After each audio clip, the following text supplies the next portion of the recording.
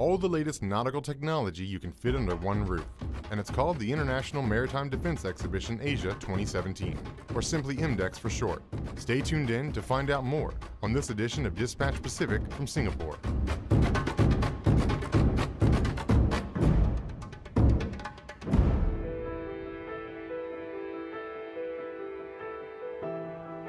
Before we look at what IMDEX is all about, let's see why this year's iteration is of major importance to the Republic of Singapore Navy. Thank you for your hand of friendship since our early days. Together, we have contributed to safe and secure seas for all. More than 40 countries attended the ceremony celebrating the RSN's 50th anniversary, or Golden Jubilee. To secure Singapore's maritime future, as well as that of our region, close and concrete cooperation between regional navies, coast guards and national maritime agencies will remain critical. In total, 46 ships from 20 navies were on display. Of those, 26 were part of the International Maritime Review, or IMR. So this morning's International Maritime Review is far more than a celebration of the RSN's Golden Jubilee. It is a strong signal of a collective commitment to enhance the peace and security of our maritime region. One of the U.S. ships deployed to the region is the Arleigh Burke-class guided missile destroyer USS Sterett, which is part of the Sterett Dewey Surface Action Group of 3rd Fleet Forward. So this is a true privilege and honor for the 16 of us from on board USS Sterett to be chosen to represent the United States of America in this morning's presentation and series of events. And it's been fantastic hearing from each and every one of them that they really do feel that we are one cohesive unit in this area of the world. The gathering of navies around the world for the first Singapore IMR is also a testament to the strong friendships and extensive network Singapore enjoys across the world. The IMR was held in conjunction with this year's IMDEX. IMDEX is a biennial event hosted by the Republic of Singapore and is one of the largest maritime exhibitions in the region. In a challenging and uncertain security environment today, having only good hardware and strong capabilities is not sufficient. Most of the security threats we face today are transnational in nature. No single country can effectively manage these threats on its own. To ensure a stable maritime order, as well as safe and secure seas, multilateral cooperation is key. IMDEX will once again bring together naval leaders and senior practitioners to exchange views on topics of common interest and how they can enhance maritime cooperation. USS Coronado was also present for IMDEX. After working with the RSN and other partner navies during an exercise earlier in the month.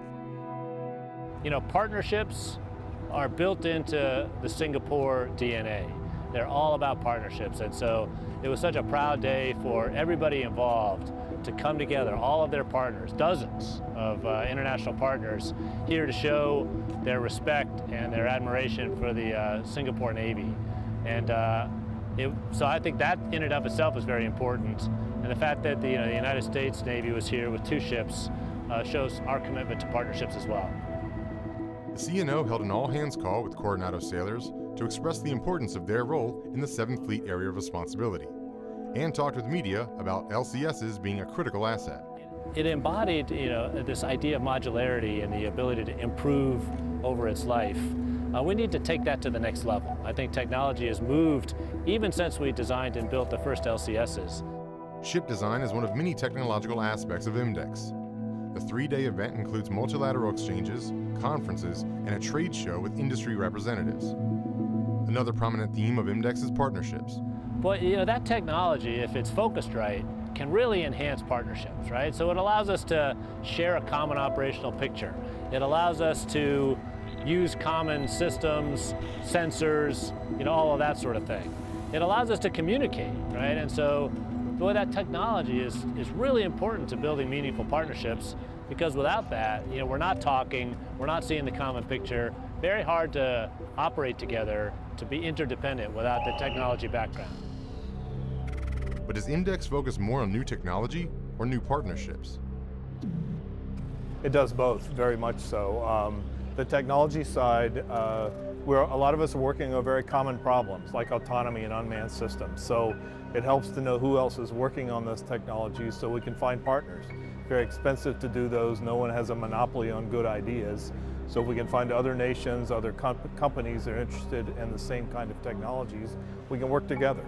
And we can share data, share people in some cases, and work together on things that leverage good ideas for all of our benefits.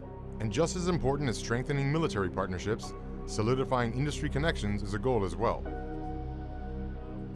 So, if you think about our Navy's design for maintaining maritime superiority, CNO has outlined 4 major lines of effort. One of those lines of effort is partnerships.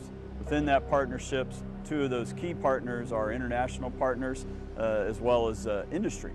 So from NIPO's role in working security cooperation, we're a key feed for that lever of partnerships.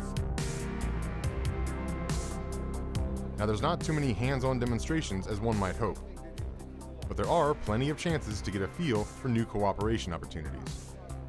We have a conglomeration of foreign partners, heads of Navy, their chief deputies, as well as industry and the technologists and the new development. So the answer is it's everything. The engagement with our foreign partners, understanding what their needs are, aligning those needs with what's important for U.S. Foreign policy and national security, and then filling in those blanks with the industry representatives are here, and the execution of accelerating those key efforts in order to achieve those security cooperation needs. The seas around us are strategic and will remain so far into the future. We must be able to find common ground to strengthen maritime security through constructive dialogues, cooperation, practical solutions, and common rules in dealing with security challenges we face.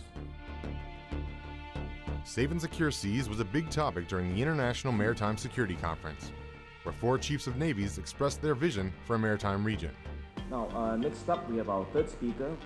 Rules and norms do not prevent growth. History shows that, on the contrary, they enable growth. These security challenges have the ability to threaten our interests too, and those of our close allies. Right, what you find is a conference and the agendas in these type of events serve as a catalyst for the collective to get together. So the agenda is important because it addresses some key areas of insight that's needed to kind of focus efforts of both the collective navies as well as industry. There's also the International Naval Engineering Conference, implemented in 2013. These were mostly leaders of navies talking about technology, so a lot of talk about design and design for versatility. How can we use one hull to be available to do a number of different missions, not just at one time, but over the lifetime of that hull.